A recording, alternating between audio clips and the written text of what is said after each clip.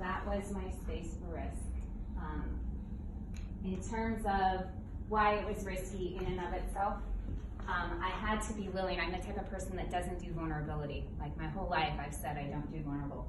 And I had to be willing to actually dive in, pay attention to my blind spots, really try to identify them, dive into my fears, but also, most importantly, not only spend time going within to consciously identify them, but be vulnerable enough to share them with others.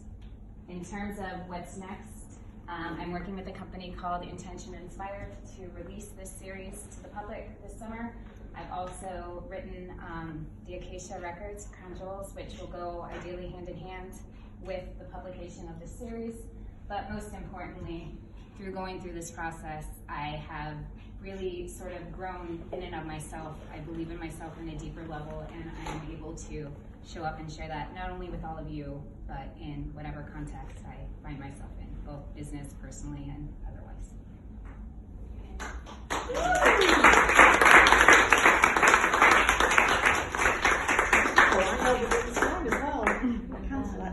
So we've still got 2 minutes of your slot, so would anybody have any questions at all?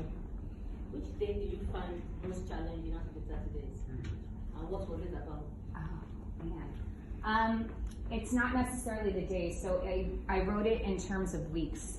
So each week had a different focus. There was intentions that went into every single day. The first week is more about sort of identifying what makes you tick. The second week is more about what I call your shadow, and that's like, which goes hand in hand with the book, the Acacia Records.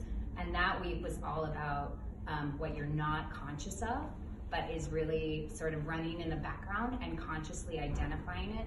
The third week was about being visionary and imagining the future as if it was here now, and what that would look like. And the fourth week was about what's holding you back from identifying that future state. So I think, in all honesty, it was week 2. It was that whole week about the shadows and like paying attention to your triggers.